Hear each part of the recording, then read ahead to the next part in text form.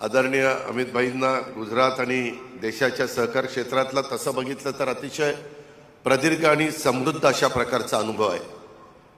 किती लोकांना माहिती आहे मला माहिती नाही, परंतु अमित भाईंची सासूरवाडी आपल्या कोल्हापूरची आहे आणि त्याच्यामुळे महाराष्ट्राच्या सहकार क्षेत्राची त्यांची अतिशय जवळ अशा प्रकारची ओळख आहे।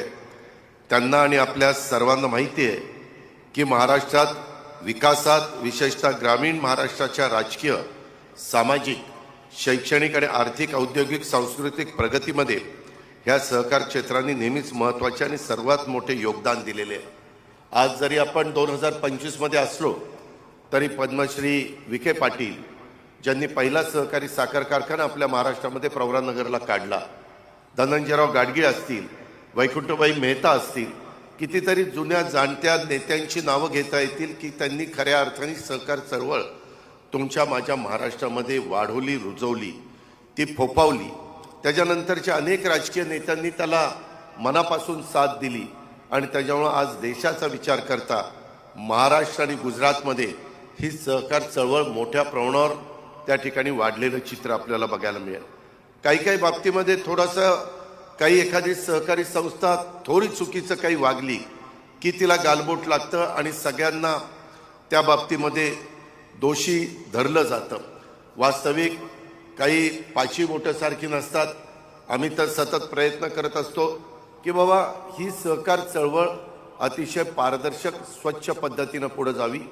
ह्या सहकारी चळवळीच्या माध्यमातून ग्रामीण भागामध्ये, शहरी भागामध्ये आर्थिक सुबत्ता नांदावी। वेगवेगळ्या सोसायटीच्या निमित्तानं सभासदांना त्यांचा न्याय हक्क त्या ठिकाणी मिळावा। आज महाराष्ट्रात जो विकास दिसून येतो त्यात सहकाराचं योगदान फार मोठं आहे।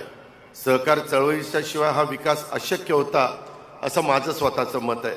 सहकार क्षेत्राची ही ताकद ओळखून या क्षेत्रामध्ये सहजता, सुलभता, अधिक पारदर्शकता आणण्यासाठी आणि सहकार चळवळीला अधिक बळकटी देण्यासाठी आदरणीय प्रधानमंत्री श्री नरेंद्र मोदी साहेबांनी त्यांच्या नेतृत्वाखाली 6 जुलै 2021 मध्ये केंद्रात पहिल्यांदा सहकार मंत्रालय स्थापन करण्यात आलं आणि सहकारातून समृद्धीची ही जबाबदारी माननीय आदरणीय अमित भाईंच्या सक्षम खांद्यावर देण्यात आली। मला आनंद आहे, तसाच अभिमान देखील आहे। माननीय अमित भाईंच्या सक्षम नेतृत्वाखाली गेल्या 3 वर्षामध्ये केंद्रीय सहकार मंत्रालयाने अपेक्षेपेक्षा खूप चांगलं काम केलं आहे।